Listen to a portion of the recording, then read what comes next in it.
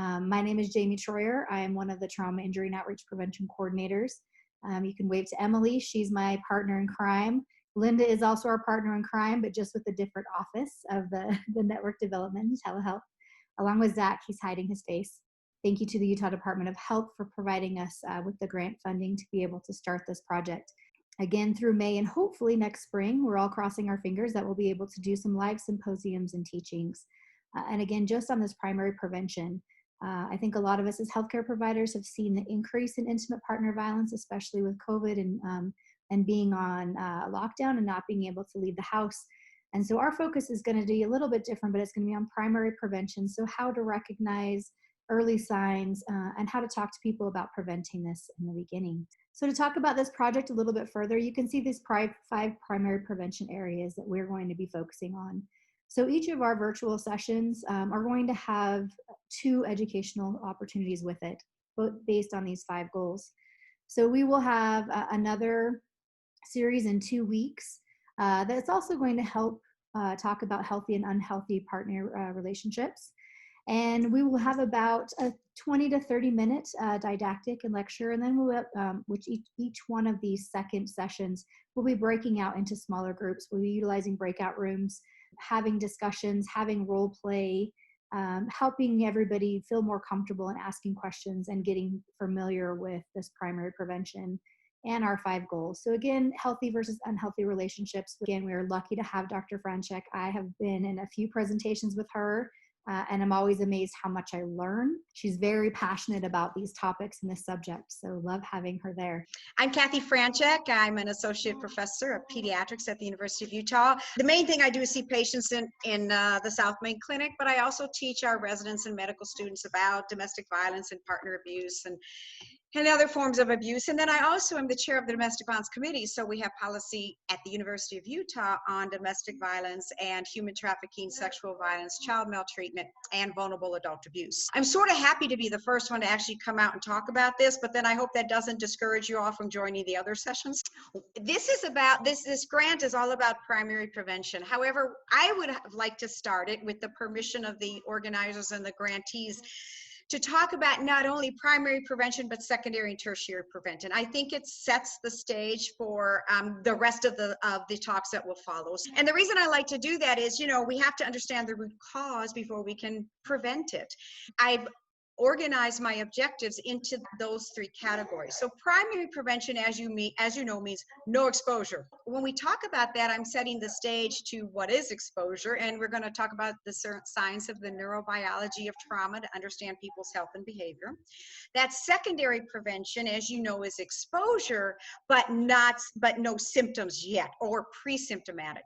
And that's when we get into all of our screening tests that we do in medicine, right? Our mammograms, our colonoscopies, checking blood, checking hemoglobins and leads in children, et cetera, et cetera. This is also the issue at which we are going to be introducing, well, what is intimate partner violence? Now, you will hear me say domestic violence, intimate partner violence, but they mean the same thing, and we will define that. But the deal with Utah is we call it domestic violence. So therefore, what I have done over the years is kept to that term, but we will define it so you know what we're talking about. And then there's that tertiary prevention. So they've got exposure and they got symptoms. And in healthcare, you do not know when that patient walks into your room or your ED or whatever, is this a primary prevention issue, secondary, or tertiary? We'll start off with talking about the primary prevention piece. And first of all, when we're talking about violence, abuse, assaults, what is trauma? And I think it's really important because we use these terms interchangeably. Sometimes they can be, sometimes it's different, but trauma is a deeply distressing or disturbing experience. Okay? I think that's a fair description. Adversity is a state or instance of serious difficulty or misfortune. Stress is a physical, chemical, and emotional factor that causes bodily or mentally tension and can lead to poor health. What is toxic stress? And maybe you have heard this term, but in 2012, the American Academy of Pediatrics came out with a policy statement about toxic stress. And what they said toxic stress is a trauma, adversity, a stressor that interrupts the normal developmental trajectory of a child. So we have got to start with children if we're going to start with primary prevention. But we also have to understand what happens to kids who are exposed to trauma. I think most of you have heard about adverse childhood experiences, but this began in an obesity clinic, and Dr. Vince Felitti was an internist at Kaiser Permanente in San Diego at the time, and this was published in 1998. And I was very fortunate early in my career, I think it was the year 2000, where I actually heard Vince speak, and that changed me entirely on how I approach patients in the healthcare setting. Well, how this study evolved was he found out that childhood sexual abuse was over half of the obese patients he was trying to treat had that experience.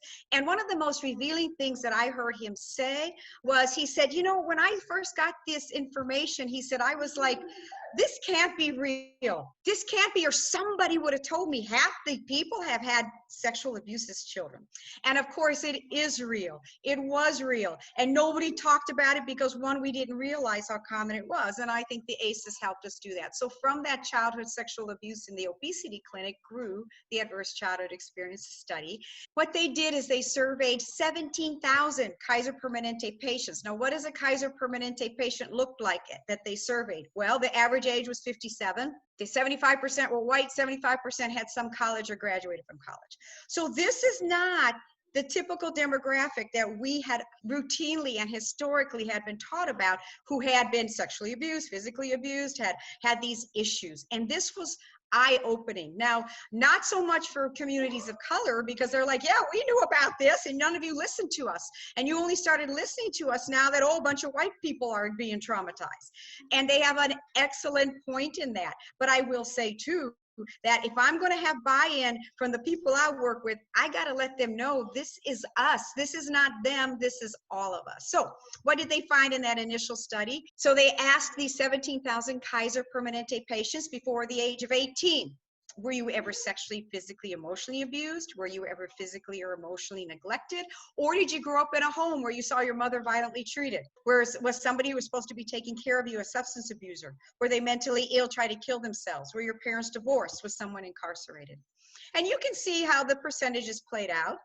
But what they found, which was really astonishing, was 64% of adults surveyed had at least one adverse childhood experience. Now, you tell me if any of these are trivial, because they are not. And you might say, oh, divorce, everybody gets divorced. But studies have found that 50% of divorces are due to domestic violence. So we know that divorce in and of itself might be a red flag for other types of ACEs or trauma. On average, half the people sitting in your waiting room have had a significant adversity in childhood. I'm not even talking about adult.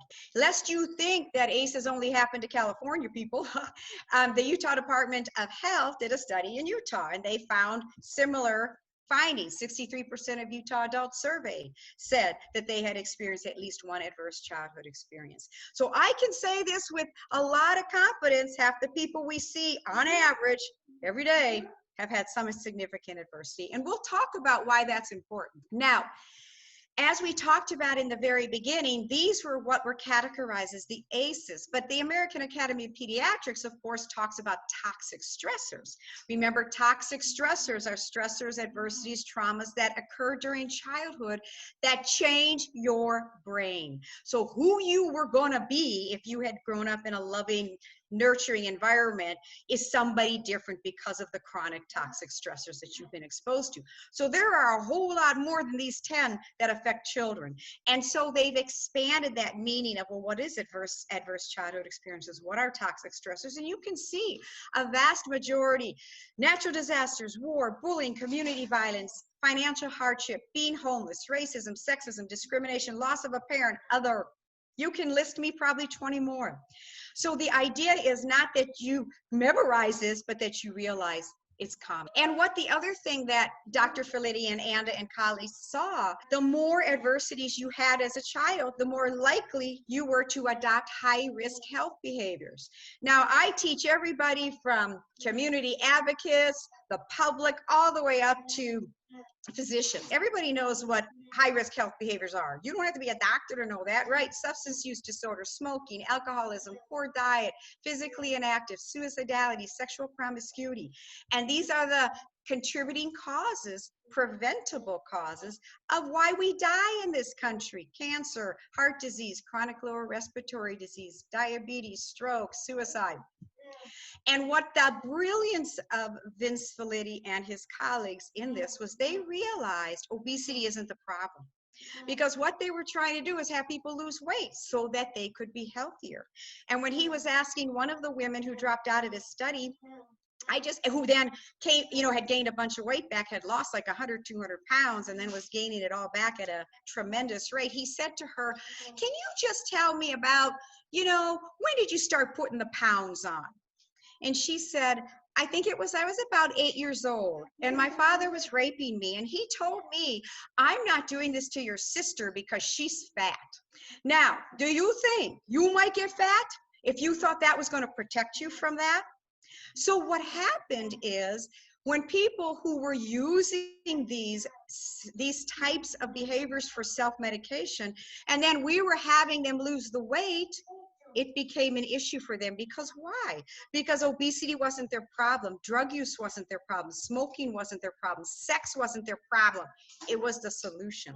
And I tell my residents, you know what? I have just given you the path to a happy career, because you will be constantly frustrated by trying to get your patients to lose weight, exercise, stop smoking, stop drinking, blah, blah, blah.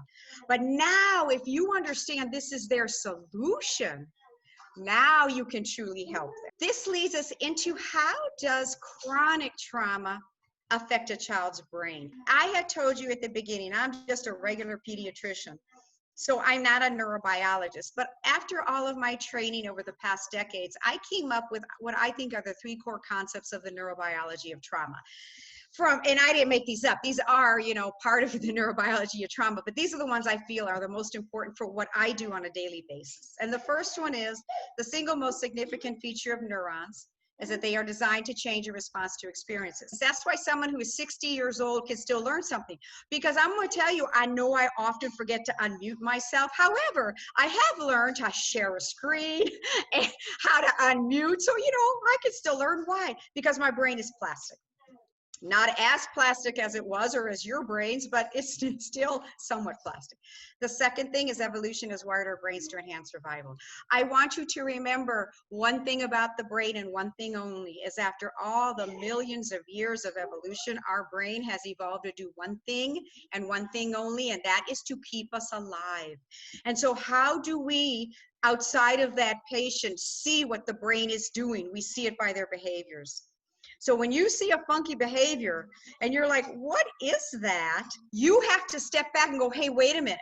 Why is that brain telling that person to do that? How is that helpful to that person? Could this person be someone who experienced trauma? And then the last one is, behavior seen in traumatized people are normal reactions to abnormal experience. The first one about how plastic our brain is, this is the most crucial understanding of what we do. Most traumatic development occurs in the first 3 to 5 years of life. I can't tell you how many years I have heard people say, oh, he was only 6 months old when his mama died, when she was shot to death in front of him. He doesn't know. It didn't hurt him. I'm telling you, that's the most precious time, and they are the most impacted. The typical adult brain has lost nearly half of the neuronal connections it had at the age of 3. So what this tells you is that during brain development, the brain is making billions and trillions of connections. But to have a functioning adult brain, it has to prune some of those back. So some are strengthened and some are lost. What determines that? Your genetics and your experiences. So if you are in a chronically toxic environment as a developing brain, your brain doesn't need to know how to do a calculus problem. It's primarily strengthened in the areas that are going to keep you alive. So you're constantly surveying your environment for danger. And of course, the teen brain doesn't resemble that of an adult until the early 20s. The second one was that, your brain is designed to help you survive. So that's where that flight freeze spike comes in. Do not forget the freeze. because that is a crucial part. I had a friend of mine who was hiking in Glacier National Park, and a grizzly walked across their path. Her husband didn't see it, and she did because her husband was looking at her. And she sees this grizzly, and she said, Kathy, I couldn't say anything. I was just going, because what did she do? She froze. Now, was that probably the right thing for her brain to do? If she would have ran up and fought that bear, do you think she'd be alive to tell the story? Do you think if she started to run away, she might be alive, but her husband might not have been alive to tell the story? So freeze, that brain said, you're going to freeze. And that's exactly what happened. That is not your choice. That is what your brain is choosing. How did this evolution occur? Well, we see that one way is the compartmentalization of our brain structures and functions. And how does the brain get information from our environment? Mostly our senses, which is important to understand, and then our threat response. So how does this all come together in our brain? Well, we know that we have the amygdala, the thalamus, hippocampus, and the prefrontal cortex are very important. And that's all the structures I know in the brain. Okay, don't ask me, or except the cerebellum. Don't ask me anything else. But these are the ones that I need to understand about, because I just want to give you a little information about what's happening in a brain during development.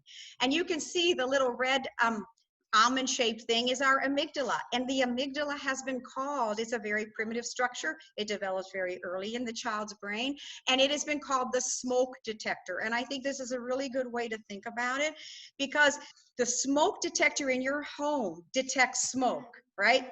So if you are burning food on the stove, or if your house is on fire, it is not differentiating between that. It is saying smoke alarm. And that is what your amygdala does. What's very interesting is tactile stimulation and olfactory stimulation go straight to the amygdala. Those two senses are constantly being first sent to the amygdala saying, is it a danger? Is it a threat? Do I need to do something about it? Then your visual and your auditory stimulus go straight to the thalamus, but which just loops right to the amygdala. So those four main senses are going right to the amygdala to say, what do I need to do with this information? And then the hippocampus is very important, short-term memory. And then your prefrontal cortex is what kind of understands what's happening in the context of the amygdala signals, but that comes later. So the amygdala is deciding, what do I got to do? And how does it decide what I got to do? From experience, okay? So before you even know why you are afraid, you are. And all of us have experienced this. If you're sitting there studying or reading and somebody comes up and touches you on the shoulder, that's a tactile stimulus. That goes straight to the amygdala and you jump. You've all done it, or walked in, you open a door and someone's coming out, you know. Yet we then jump. Did we control that? No. But what we did say was, oh, and then we look and it's our colleague and we say, oh, you scared me. Okay, we've all done that. So how do we know to laugh at our colleague? It's because then the signal is sent through the prefrontal cortex. So then it tells you, oh, this isn't anybody who's going to hurt you. Okay.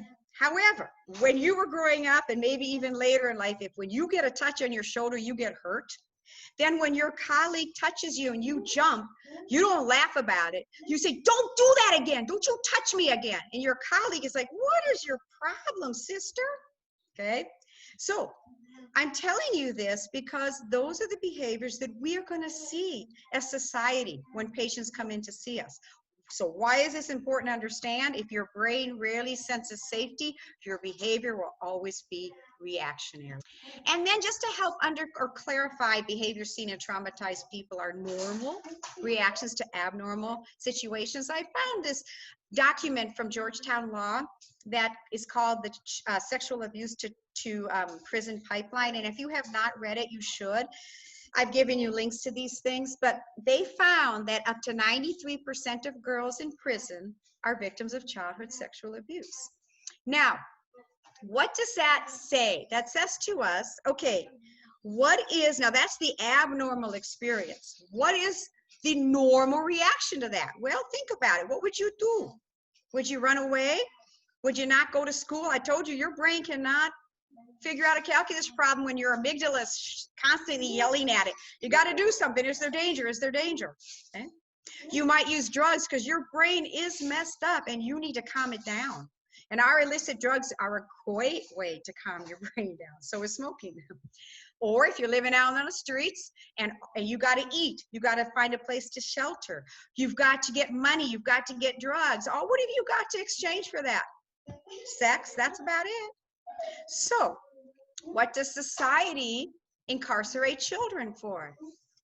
Running away, truancy, drug use, survival sex. So this is an example of how normal behavior becomes criminalized. And I will tell you that I am not saying if you've got someone in society who's the danger to society, you have got to remove them from society. That is a given. But we are not helping these children by removing them from society and then not doing anything, okay? We are further traumatizing them. This is on all of us. This isn't just on the juvenile justice. The essence of the neurobiology of trauma is it is emotional, not logical. Behaviors enhance survival. And why is this important? Because trauma experiences prevent a person from getting to a sense of safety even when they are safe. Okay. So when you see that behavior you don't understand, you should step back and go, what's the trauma? And why is this such a useful behavior in this person's world? Because this is what they look like when they come into us. They're irritable. They're full of shame. They're full of despair. They don't have hope. They're emotional. They're full of disbelief, blah, blah, blah. This is what we see every single day. If you see somebody's name on your schedule and you go, oh, no, not Mrs. Smith again, and you don't know they got trauma, you've missed it. Because Mrs. Smith, if you're saying, oh, no, not her again, she's probably got it. So the adverse childhood experience taught us that childhood trauma is extremely common. More than half of the adults in the U.S. have a significant trauma during childhood. There is a dose-response relationship, meaning that the more adversities children experience, the more likely they are to have negative health outcomes across the lifespan. The average age of the Kaiser Permanente patients in these surveys was 57. Things that happened to them a half a century before was impacting their health today. Now, if we're going to prevent this, we got to know what the problem is. And I just told you what the problem is. It's abusing our children. That's the problem. So every one of these chronic medical problems are found in higher concentration of patients who have been victimized. So get this, understand this, and you should now be able to help your patients heal by this understanding. So when we talk about primary prevention, what should we do? Well, this is where you guys come in. This is where you find things that work. We need to advance the studies to understand this. But one of the things that I think is going to be so crucial is educating young families about the effects of ACEs. And when we, at anticipatory guidance, we're telling them, do you have a car seat, lock up your chemicals so the kids don't drink them, blah, blah, blah. These are all very important. Hey, but what do you think is going to change their life the most is talking about ACEs. So telling young parents, maybe things that have happened to you in your childhood and your young adult life can impact how you have relationship with people who are important to you, including your children. And then I'm going to give you a link to this too, because Bruce Perry is a psychiatrist who has studied trauma for many, many years. And he has the 6 core strengths of children, which he calls a vaccine against violence. So teaching children about attachment, self-regulation, affiliation, awareness, tolerance, acceptance of differences, respect. If every child had this opportunity to learn that, we would not be having the Black Lives Matter movement, because we would be accepting differences. This would have never been an issue. Now, if we go into secondary prevention, this is when we start talking about screening for things. So people, if you're going to screen, it means that the person is asymptomatic. And how are we going to understand that? By looking at, especially with this educational series, intimate partner violence. So what is intimate partner violence or domestic violence? It's a pattern of controlling, assaultive, or coercive behaviors that may include repeated battery and injury, psychological abuse, sexual assault, social isolation, deprivation, and intimidation. These behaviors are perpetrated by someone who is, was, or wishes to be involved in an intimate or dating relationship with the victim, and it is all about power and control. So if you are trying to understand, is this what I'm seeing between this patient and their significant other? Is this domestic violence or intimate partner violence? You should step back and go, do I see a power differential? Okay. When we talk about, is it common? Why do we even waste our time about it? Is this common?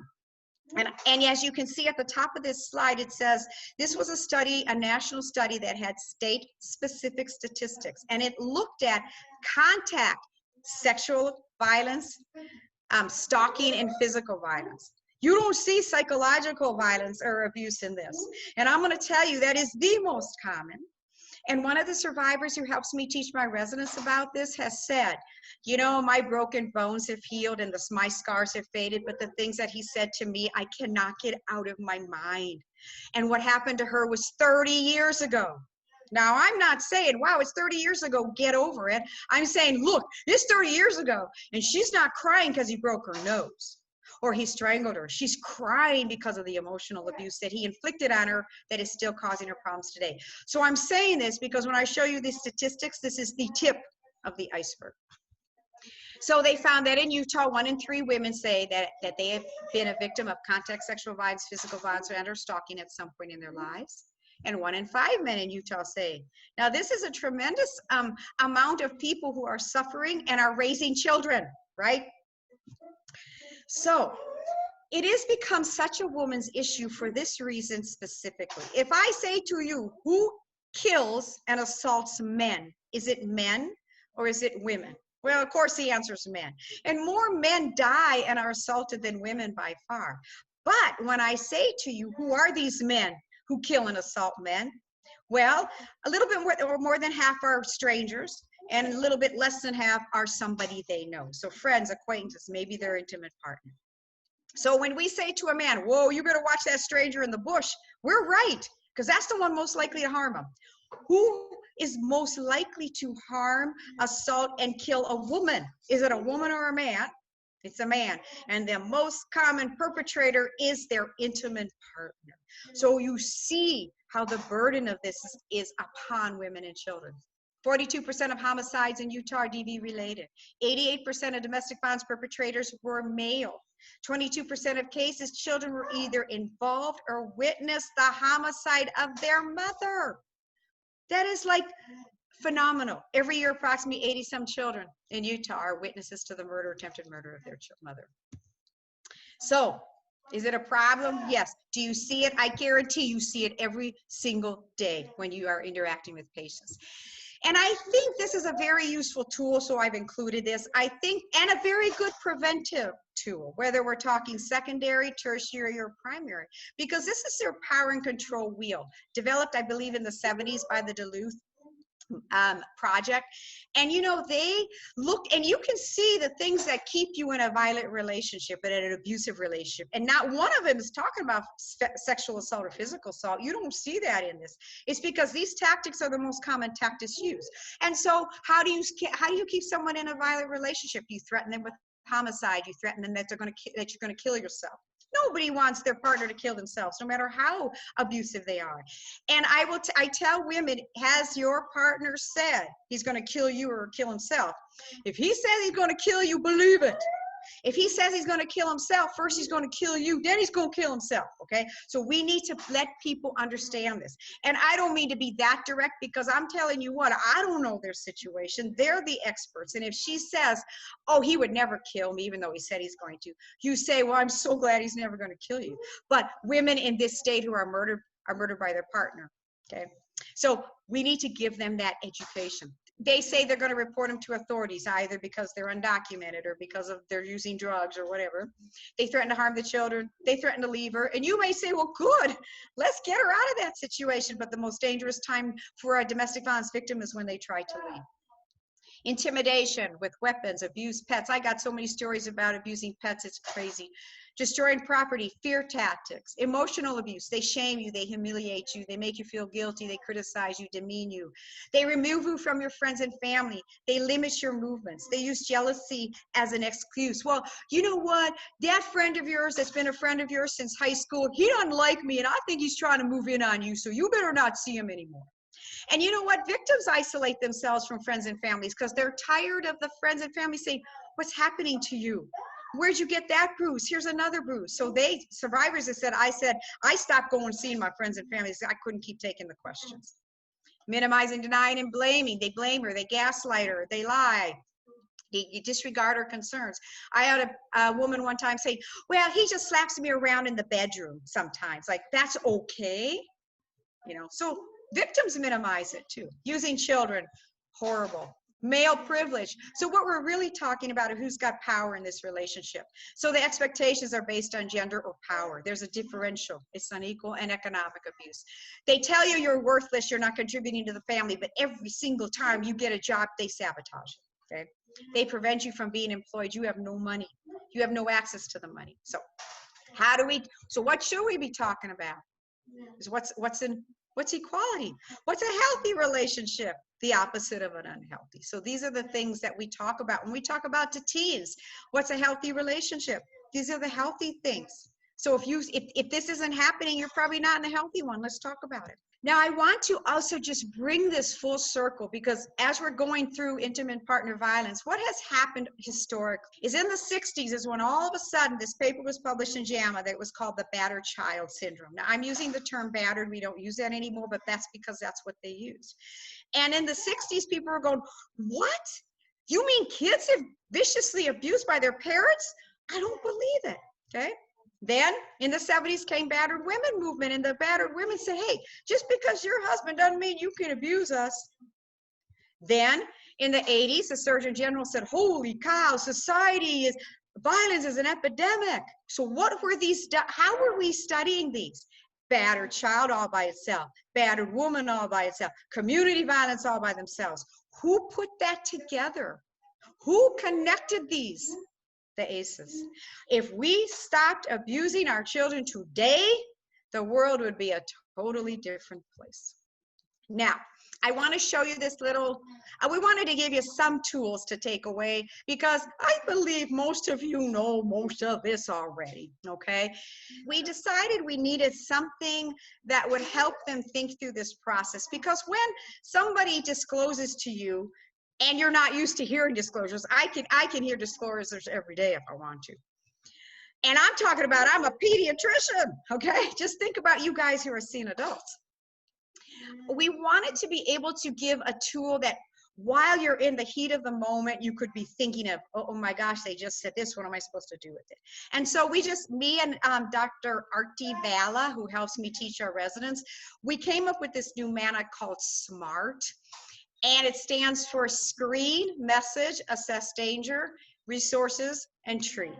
And I'm not going to go through this, because if you'd like to, look at it, you can. But I want to show you how this can be a secondary prevention as well as a primary prevention, because we have the U.S. Preventive Services Task Force has said who's we? Clinicians. Who are clinicians? Physicians, nurses, nurse practitioners, PAs. We are supposed to screen all women of reproductive age for intimate partner violence victimization. And our policy at the University of Utah says, ask anybody with risk factors. So when somebody discloses whether you asked about it or not, you're like, well, what do I do next? So SM, what's my M? It's message. What am I supposed to say? And you can say anything you want to say, but this is like scripts to help you formulate your own method of talking to patients. Well, I'm really sorry this is happening to you. Many women in my ED, my clinic, my hospital, whatever, are having this experience. I believe you and I can help you. Okay. And if they don't have any exposure, what a great preventive medicine piece. Man, I'm really glad you're in a healthy relationship. But if this ever happens to you, you can come to me for help. Here are some resources in case you or somebody you know ever needs that. And I had a grandma call me one afternoon after I was in clinic, and she said, you just saw my daughter and my baby and her baby, and she said that you asked her about a relationship, and she's fine, but she goes, I'm not, so she told me to call you. A grandma calling a pediatrician for herself. That was a pinnacle in my career. It's kind of dwindled down since then, but I don't care. I'm going to grasp that pinnacle. That is what I wanted to happen. Okay. And then you go on, once you give them that message, the most important, hey, bring it back to why did they come here? They didn't come to you for domestic violence. They came to you for their chronic heart disease or their chronic headache, pelvic pain, irritable bowel syndrome, fibromyalgia. That's why they came to you. So the minute you say, I'm sorry this is happening to you, but I think that your unhealthy relationship is preventing you from healing. It's preventing you from being able to manage your asthma, manage your irritable bowel, manage your whatever. Bring it right back to their symptoms, because that's what they came to you for. Okay. And then, you know, because this is a dangerous situation, we've given you prompts on, okay, what do I need to do? We told you what you have to report. And I'm a big advocate of, we have designed a resource page at the university, but it's just a 211 list. Anybody can make it. Because if you want to give them resources, many domestic violence victims have other needs. They might have immigration problems. They might need food. They might need transportation. All the social determinants of health that we are now looking for in our medical settings. So give them a whole list. I don't care what they say they need, give them the whole list. And this way it protects them, because if you give them a bunch of information on domestic violence and they go home and they're still with their perpetrator, that's a dangerous situation. And then the last, for SMART, the T is educate them about how this affects their health in a trauma-informed way. Bring it back constantly to their symptoms. And we talked about the social determinants of health. What are those? Well, now that EPIC has, and many medical records having electronic medical records are incorporating this, we're talking about conditions in which we are born, grow, live, work, age. And the deal is they're shaped by money, power, and resources. So there are many factors that play a role in our social determinants of health. Some of them are modifiable. Some of them are not. So this needs to be understood. And that's why EPIC put this little chart in, and we are, you know, we have prompts to ask about alcohol use, tobacco use, financial strain, depression, stress, food insecurity, transportation, physical activity, intimate partner violence, social connectedness. And we have resources for each of these. Okay? So when we talk about secondary prevention, so you're asymptomatic, what are some of the strategies? Well, screening for intimate partner violence before they start having symptoms and their children start having symptoms. Educate families how trauma and abuse affects them. Inquire about social determinants of health. You know that this list is not anywhere near exhaustive, but we're hoping to provide these little cues so that we can build upon them through your continued effort going through these educational series, as well as what can you do within your own healthcare setting to enhance these things. And then our last little piece here is about tertiary prevention. So now I got someone who has symptoms. I want to just talk really quickly about trauma coercive attachment. You might have heard it as Stockholm syndrome or trauma bonding. Well, we've taken the word that more like, or the term that more likely says what it is. And what is trauma coerced attachment? It's a physiologic and psychological adaptation to situations of extreme physical danger and terror that help the victim cope with the violence and to increase their safety and decrease their pain. What is your brain doing when it does this? It is keeping you alive. Remember, that's the second core concept of the neurobiology of trauma. Is your brain is going to keep you alive. You aren't deciding that you're going to bond to your abuser, okay? Your brain is. So just an important, this gives a little bit more information about it, but I think it's really important. We don't understand it totally. This picture is still incomplete, but I present this to you because I think from now going through these, by, you know, kind of systematically, you understand that a victim's behavior in an unhealthily abusive relationship may actually enhance that victim's survival.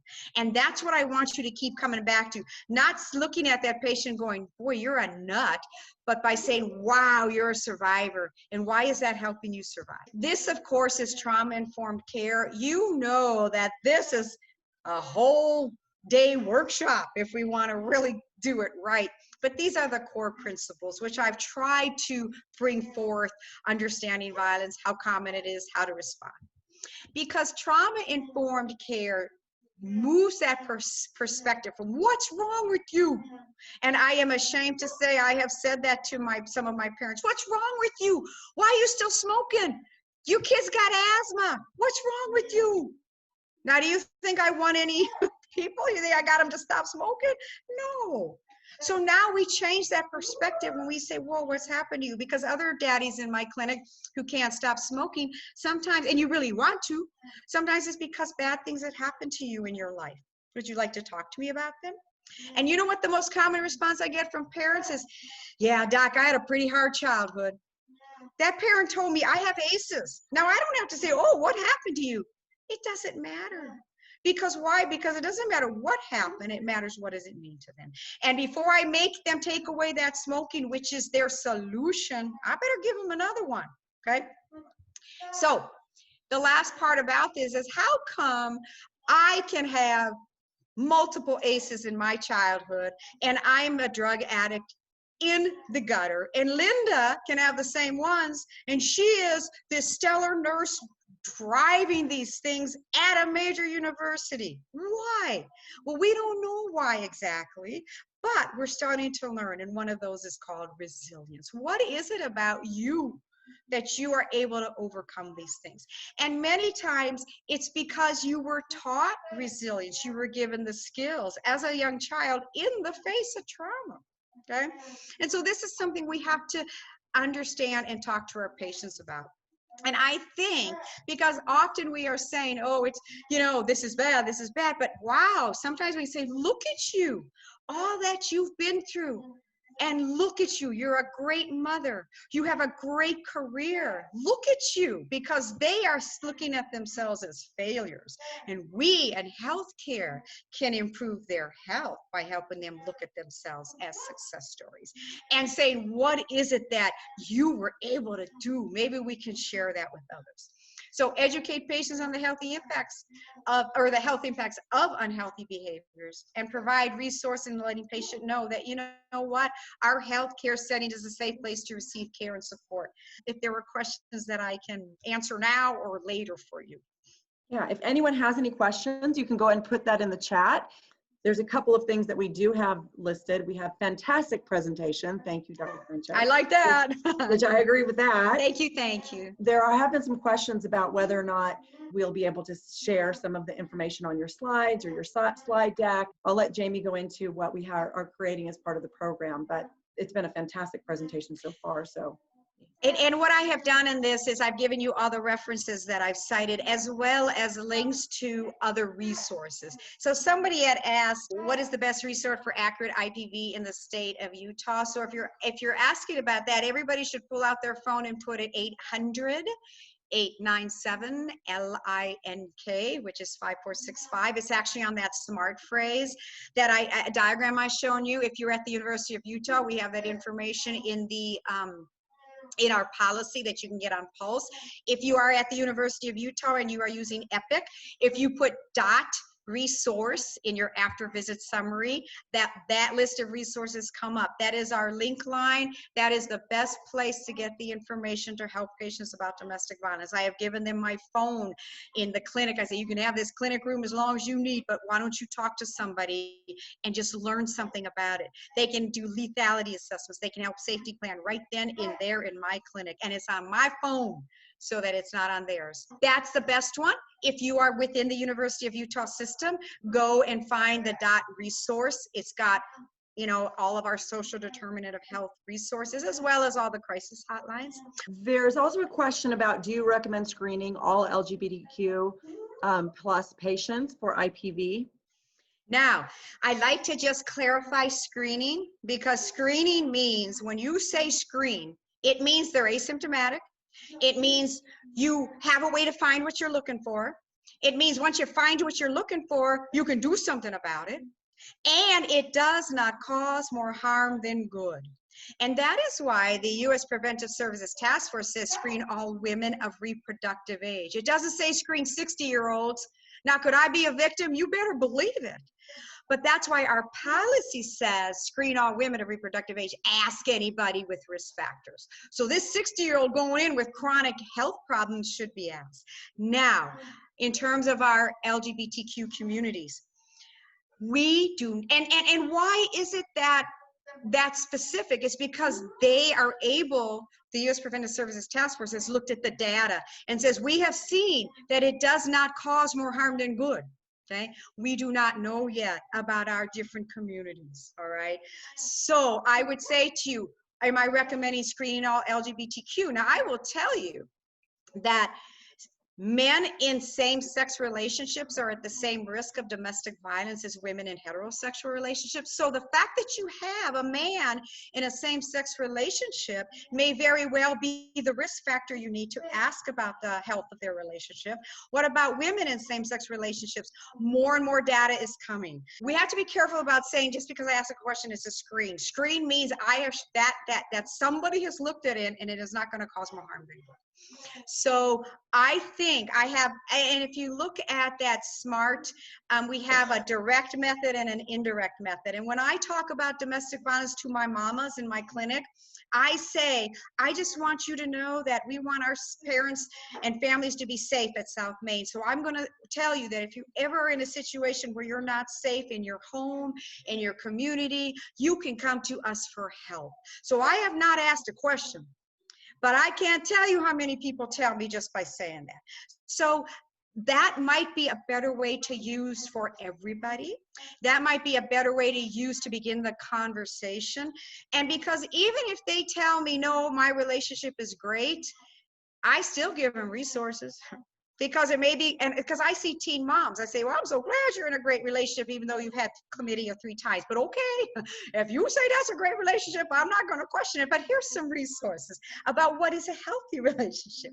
And I don't say safe anymore, because I'm a doctor, I'm not a police officer. I say healthy. And when you use the term healthy with our patients, because if I say, well, that sounds like a domestic violence relationship, people go, no, it's not.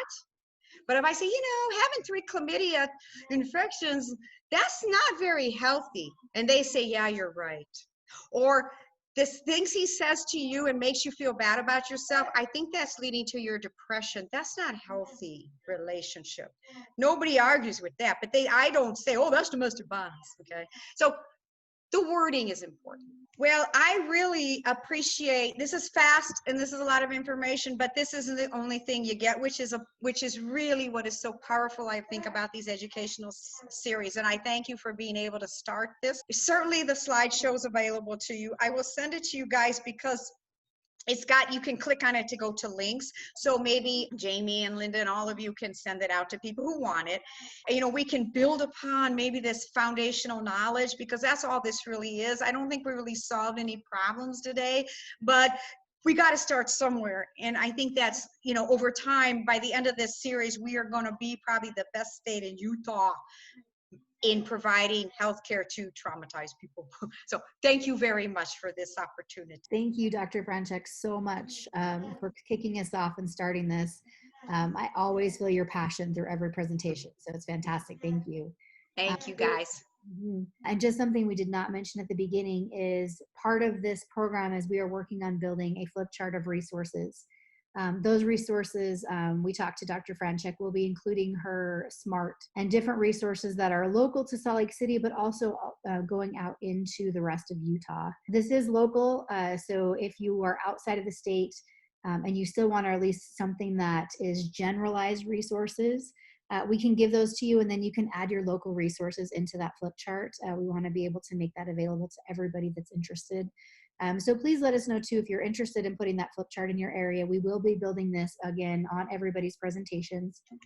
How is it best to approach a situation of unhealthy relationships within your children's intimate partner relationships? So if you're talking about our teens, yes, we do this, we talk about healthy, unhealthy relationships. And we have information that we share with them, because not only talk about sex and drugs and that kind of thing, but it's also like, you're already in a relationship and tell me about that relationship. And as they begin to talk to us about that, we help them identify if this is healthy or not. And I also especially stress to my teens, I'm glad that this is a great relationship for you right now.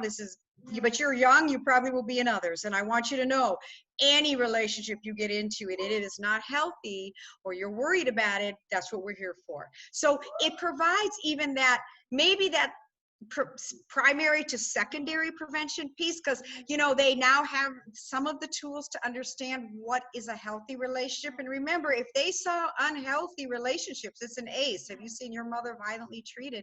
They don't know what a healthy one is. And I think that was one of the biggest things we have to do when we talk to our teens as an anticipatory guidance topic. So As you know, if a teen is being abused by anybody because they are a child, that is reportable. Okay? Our adults have a different level of report of us mandating reporting, but in the SMART little phrase, I summarized that. But again, those of you who are at the University of Utah have our policy. If you aren't at the University of Utah and you want to see the policy, I can send it to you. It's not a big, it's not a big deal because it's applicable no matter where you are. The resources might be a little different. You may not call campus police because you're not on campus, but the flow of what you do is similar. So. No, it's fine. I just want to let you know if I didn't answer questions or I wasn't clear or you have others that come up as you're thinking about it, email me. And I believe I've done it for 20 years because I think this is one of the most important things I could do to help my patients be healthy. And so please, if you've got questions, please email me or call me and we'll talk about it. Thank you very much. And thank you everybody who's helped put this together. Thank you, Dr. Franchek. It sounds like a lot of people are really excited to have you again next week. To get that started. So we are excited for that as well, or sorry, in 2 weeks. Just again, covering rebroadcast tomorrow morning. Again, we will be recording all of these sessions. So once we put those links up on our website or on the ONDT website, we will share the link with everybody who has participated. And you will always have access to those recordings, to the slides, to the resources that we put up. They will be virtual, or, they will be on the web. So you'll still be able to get all of these resources if you can't remember anything, as well as doing that flip chart for resources. We'll make sure that it's easy access for that. And again, I say it's 4:02. Thank you everybody for your time. Again, thank you, Dr. Franchek. And we'll hope to see you again in 2 weeks.